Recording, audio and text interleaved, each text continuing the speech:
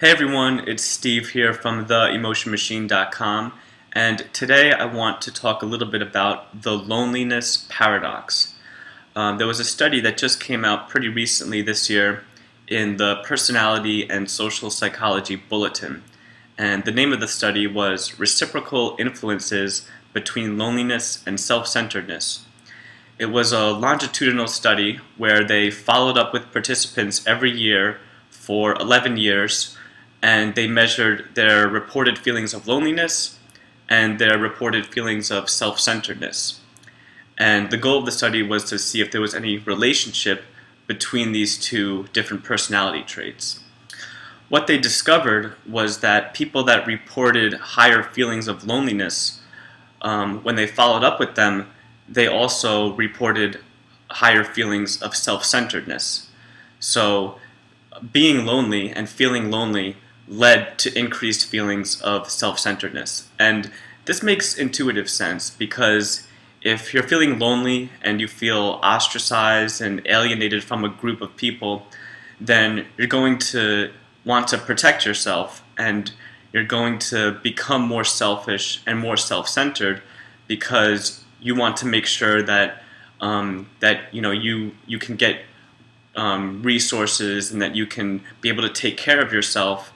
And if you don't have other people helping you out, then that's going to change your mindset and make you want to close up more and only focus on yourself so that you make sure that you get what you need in life. And this, again, it makes intuitive sense that people that are lonely would end up becoming more self-centered. And they also found that the opposite relationship was also true, that people who reported higher self-centeredness also ended up reporting increased feelings of loneliness in follow-up studies.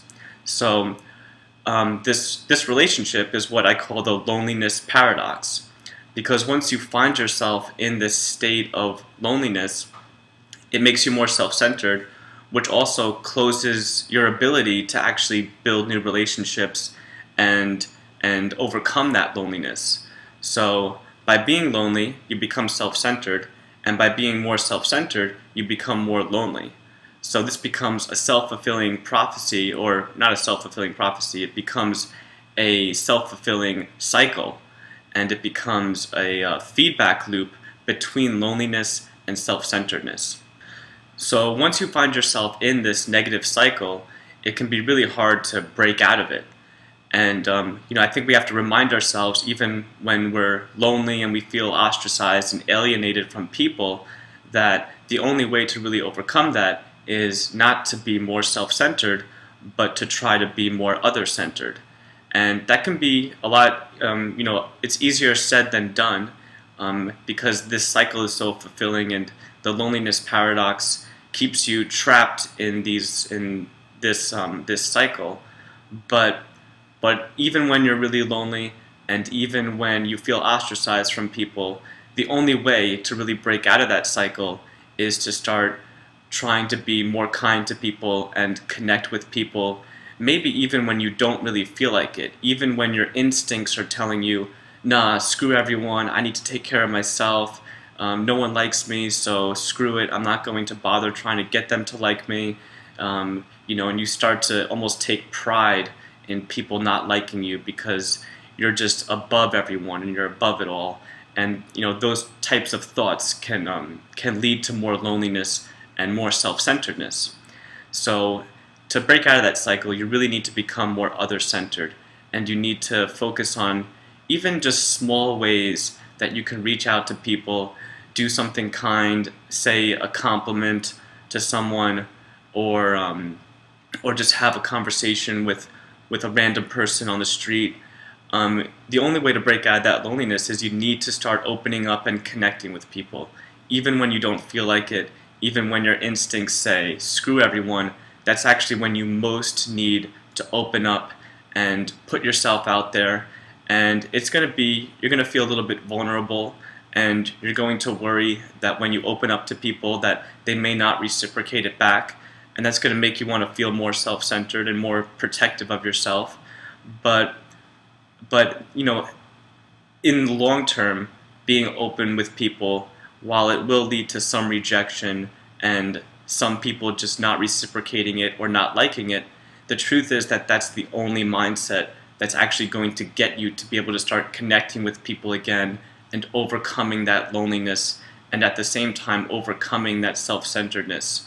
You know, you need to find small ways of being more other-centered, and hopefully you can build off of that, and by building off of those feelings of other-centeredness and empathy and being more kind and generous toward people, that's the only way to break out of the loneliness paradox and to stop being self-centered. So I just wanted to share that study with you guys. I think it's very interesting and very telling.